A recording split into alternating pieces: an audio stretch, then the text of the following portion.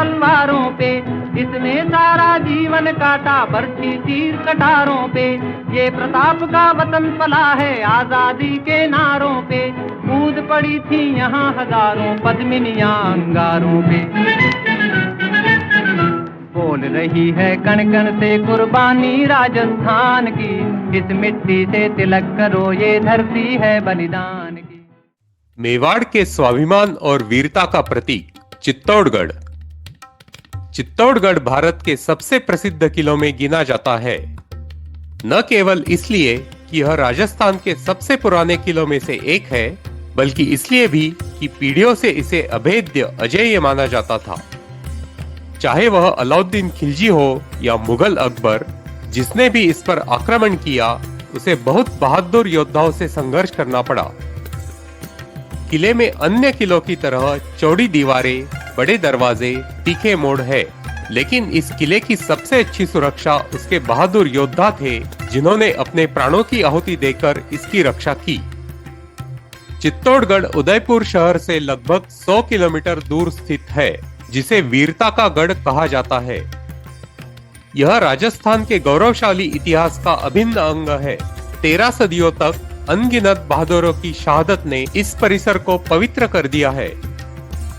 यह किला 13 किलोमीटर की घेरे के साथ 700 एकड़ भूमि पर फैला हुआ है। यह एशिया का सबसे बड़ा किला है। पैदल किला घूमने में आपको 3-4 दिन का समय लगेगा।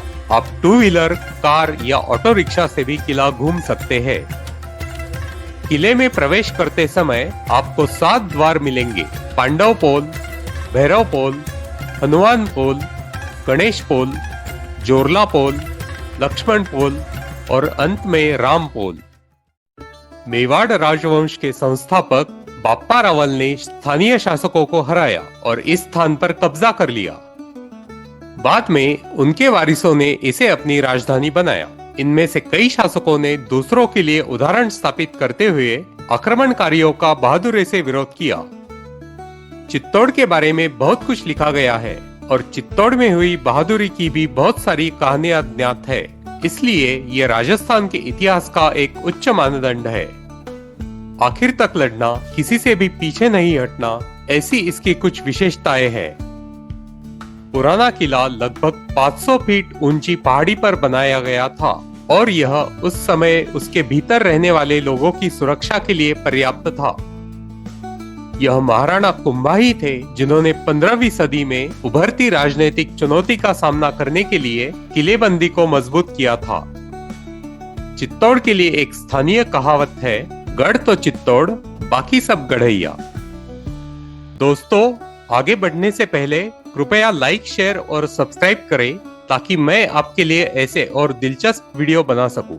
मजबूत सुरक्षा प्रदान करने के लिए चारों ओर 2 या 3 पंक्तियों में दीवारें खड़ी की गई। इनका निर्माण मजबूत चट्टानों के ऊपर किया गया था। जब दिल्ली के सुल्तान कुतुबुद्दीन ऐबक ने इस किले पर आक्रमण किया तो इन दीवारों ने उसे विफल कर दिया। चित्तौड़गढ़ उस समय का सबसे समृद्ध किला था। इसने ग्रामीण इलाकों को और संसाधनों को नियंत्रित किया। गुजरात में अभूतपूर्व धन था और चित्तौड़गढ़ दिल्ली और गुजरात के बीच था। दिल्ली के सुल्तान गुजरात, उसकी संपत्ति और समुद्र तक पहुंच बनाना चाहते थे और चित्तौड़गढ़ उनके बीच खड़ा था। तो चित्तौड़गढ़ जीतने का मतलब था उत्तर और दक्षिण की कमान संभालना।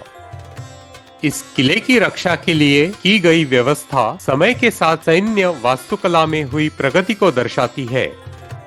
चित्तौड़गढ़ में विशाल द्वार हिंदू वास्तुशास्त्र के सिद्धांतों के अनुसार बनाए गए थे। बीते समय में इन दीवारों से घिरा हुआ एक छोटा सा शहर विकसित हुआ। यहाँ लगभग 5000 लोग आज भी रहते हैं। चित्तौड़गढ़ के केवल उल्लेख से ही राजकुमारी पद्मिनी की दुखद कहानियों के दृश्य सामने आ जाते हैं। ऐसा माना जाता है कि यह पद्मिनी की अद्वितीय सुंदरता थी जिसने दिल्ली के सुल्तान अलाउद्दीन खिलजी को पद्मिनी को प्राप्त करने के लिए चित्तौड़गढ़ पर हमला करने के लिए उकसाया था। राजकुमारी पद्मिनी और राणा रतन सिंह के बीच प्रेम की कहानियां मलिक मोहम्मद जायसी द्वारा लिखित हिंदू महाकाव्य पद्मावत का विषय है। यह केवल भौतिक प्रेम से संबंधित नहीं है। इस काव्य में 12 मास ऋतुओं के बदलते चक्र का चित्रण हिंदी साहित्य में अतुलनीय माना जाता है। पद्मिनी महल किले का सबसे प्रसिद्ध स्थान है। यह उस खूबसूरत रानी की यादों को जीवित रखता है जो कभी यहाँ रहती थी और जिसने कई मार्मिक गाथा गीतों और लोक कथाओं को प्रेरित किया है। खिलजी ने चित्तौड़गढ़ पर घेरा डाल दिया। जब अंततः उसे रानी पद्मिनी तक पहुंच प्राप्त हुई और वह उससे मिलना चाहता था, तो महाराणा ने उससे वादा किया कि वह झील में उसका प्रतिबिंब देख सकता है। इसलिए वह महल से बाहर सीढ़ियों पर आई और तालाब में उसका प्रतिबिंब देखा गया। अलाउद्दीन खिलजी उसके प्यार में पागल हो गया। उसने रानी पद्मिनी को उचित या अनुचित तरीकों से प्राप्त करने की ठान ली। फिर चित्तौड़ के पतन के बाद रानी पद्मिनी ने चित्तौड़गढ़ के जौहर का नेतृत्व किया। इसकी कहानी प्रसिद्ध है। 1303 में अलाउद्दीन खिलजी ने चित्तौड़ पर आक्रमण किया। कई महीनों तक चली घेराबंदी के बाद किले पर कब्जा कर लिया गया। संरक्षकों ने आखिरी सांस तक बहादुरी से लड़ाई लड़ी। 50,000 से अधिक सैनिक मारे गए। रानी पद्मिनी ने 1100 साथियों के साथ चिता पर आत्मदह कर लिया। यह किला हमें गोरा और बादल जैसे योद्धाओं के निस्वार्थ बलिदान की याद दिलाता है। कुछ समय बाद राजपूतों ने किले पर फिर से कब्जा कर लिया और चित्तौड़ में शांति और समृद्धि लौट आई। महाराणा कुंभा के शासनकाल के दौरान मेवाड़ अपने गौरव के चरम पर पहुंच गया। इसलिए महाराणा कुंभा का शासनकाल मेवाड़ का स्वर्णिम युग कहलाता है। राणा कुंभा का महल एक प्रमुख इमारत है। इसमें दर्शकों के लिए एक बड़ा हॉल है और रानियों के लिए निवासी कमरे गलियारों के साथ बनाए गए हैं। महाराणा कुंभा मेवाड़ का चमकता सितारा थे। वह न केवल एक महान योद्धा और राजा थे, बल्कि संगीत में भी विशेषज्ञ थे। अपने पूरे जीवन काल में वह अपराजित रहे। उन्होंने मालवा और गुजरात पर विजय प्राप्त की। गुजरात पर विजय प्राप्त करने के बाद उन्होंने विजय की स्मृति में विजय स्तंभ बनवाया। विजय स्तंभ 7 मंजिला और 37 मीटर ऊंचा है। इसमें हिंदू देवी देवताओं को दर्शाती सुंदर सजावट और उत्कृष्ट नक्काशी शिल्प काम है। चित्तौड़गढ़ में एक और विख्यात टावर कीर्ति स्तंभ है जो जैन मंदिर के बगल में स्थित है। यह विजय स्तंभ से छोटा है, लेकिन फिर भी नक्काशी और शिल्प काम में यह उससे मेल खाता है। इसमें जैन मूर्तियों की नक्काशी है। चित्तौड़ से जुड़े सबसे यादगार चरित्रों में से एक मीरा की कहानी है। वह एक राजपूत राजकुमारी थी जिसका विवाह चित्तौड़ राज परिवार में हुआ।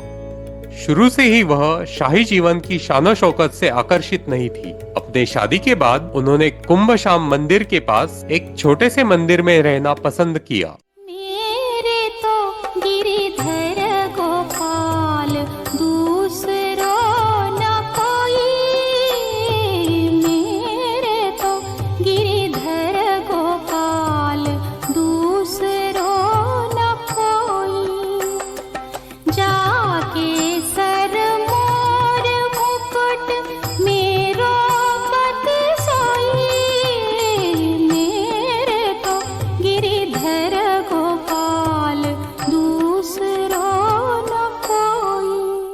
कुंभश्याम मंदिर मूल रूप से 8वीं-9वीं शताब्दी के आसपास बनाया गया था, जिसे खिलजी ने बुरी तरह से हानि पहुंचाई।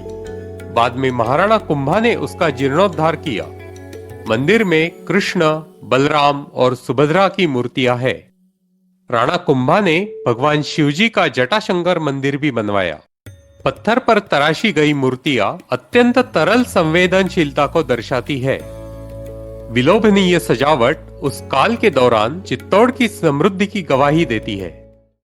अकबर के शासनकाल के दौरान कई राजपूत राजाओं ने उसके सामने आत्मसमर्पण कर दिया, लेकिन मेवाड़ ने आत्मसमर्पण नहीं किया। अकबर चित्तौड़ को बेहद चाहता था, क्योंकि यह रणनीतिक रूप से बहुत महत्वपूर्ण था। 1567 में अकबर ने चित्तौड़ पर आक्रमण किया।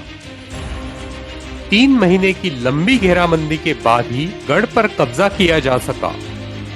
क्रोधित अकबर ने सभी लोगों को बड़े पैमाने पर मारने का आदेश दिया, जिन्होंने उसकी सेना का विरोध किया था। हजारों लोगों की जान चली गई। महल में महिलाओं ने अपमान के बजाय मौत को चुना।